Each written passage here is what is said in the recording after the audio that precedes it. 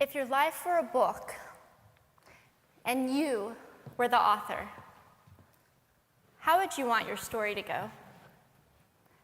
That's the question that changed my life forever.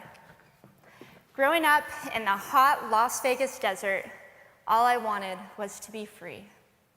I would daydream about traveling the world, living in a place where it snowed, and I would picture all of the stories that I would go on to tell.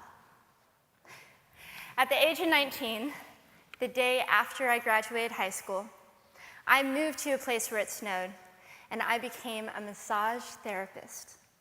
With this job, all I needed were my hands and my massage table by my side, and I could go anywhere. For the first time in my life, I felt free, independent, and completely in control of my life.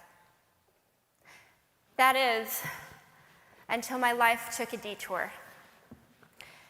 I went home from work early one day with what I thought was the flu, and less than 24 hours later, I was in the hospital on life support with less than a 2% chance of living.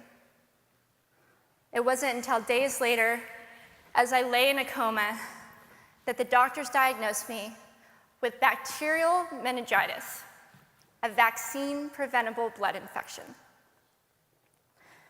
Over the course of 2.5 months, I lost my spleen, my kidneys, the hearing in my left ear, and both of my legs below the knee.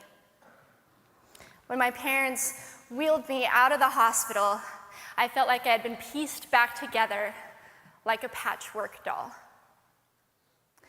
I thought the worst was over until weeks later when I saw my new legs for the first time. The calves were bulky blocks of metal with pipes bolted together for the ankles, and a yellow rubber foot with the raised rubber line from the toe to the ankle to look like a vein. I didn't know what to expect, but I wasn't expecting that.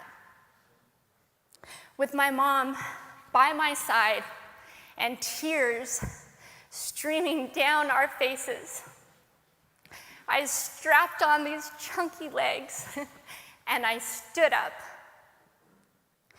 They were so painful and so confining that all I could think was, how am I ever going to travel the world in these things?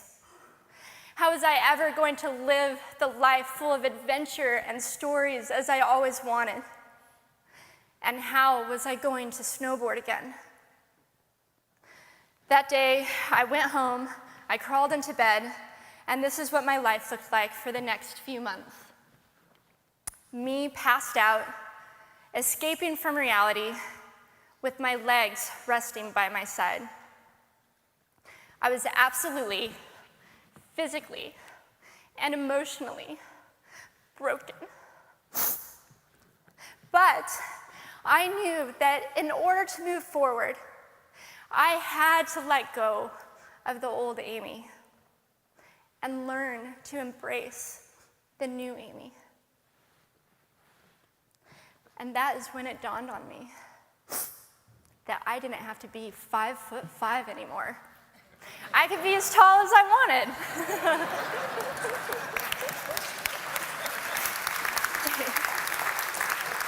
Or as short as I wanted, depending on who I was dating.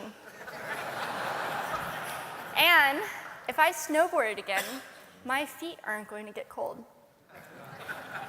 And best of all, I thought, I can make my feet the size of all the shoes that are on the sales rack. And I did. So there were benefits here. It was this moment that I asked myself that life-defining question. If my life were a book and I were the author, how would I want this story to go? And I began to daydream. I daydreamed like I did as a little girl. And I imagined myself walking gracefully, helping other people through my journey, and snowboarding again. And I didn't just see myself carving down a mountain of powder, I could actually feel it. I could feel the wind against my face and the beat of my racing heart as if it were happening in that very moment. And that is when a new chapter in my life began. 4 months later, I was back up on a snowboard.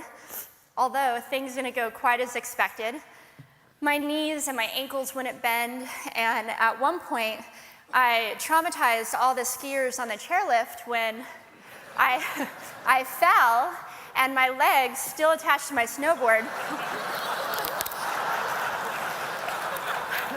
went flying down the mountain. And I was on top of the mountain still. I was so shocked. I was just as shocked as everybody else, and I was so discouraged, but I knew that if I could find the right pair of feet, that I would be able to do this again. And this is when I learned that our borders and our obstacles can only do two things. One, stop us in our tracks, or two, force us to get creative. I did a year of research, still couldn't figure out what kind of legs to use, couldn't find any resources that could help me. So I decided to make a pair myself. My leg maker and I put random parts together, and we made a pair of feet that I could snowboard in. As you can see, rusted bolts, rubber, wood, and neon pink duct tape. And yes, I can change my toenail polish. It was these legs and the best 21st birthday gift I could ever receive, a new kidney from my dad, that allowed me to follow my dreams again. I started snowboarding, then I went back to work, then I went back to school, then in 2005 I co-founded a nonprofit organization for youth and young adults with physical disabilities so they could get involved with action sports. From there, I had the opportunity to go to South Africa, where I helped to put shoes on thousands of children's feet so they could attend school. And just this past February, I won 2 back-to-back World Cup gold medals. Thank you.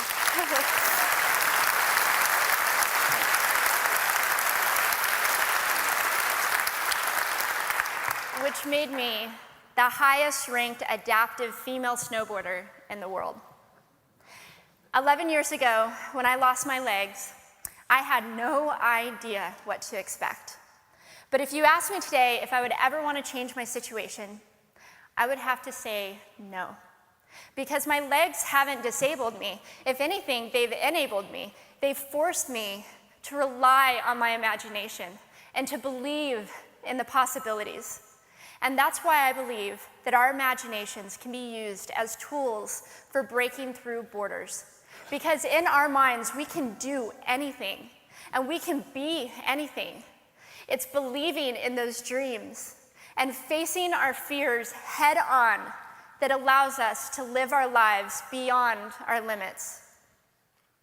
And although today is about innovation without borders, I have to say that in my life, innovation has only been possible because of my borders.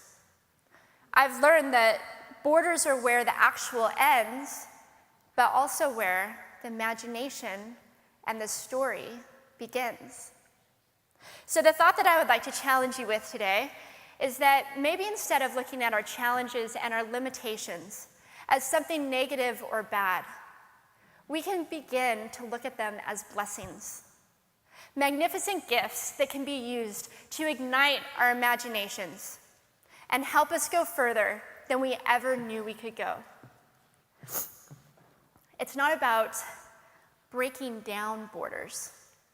It's about pushing off of them and seeing what amazing places they might bring us.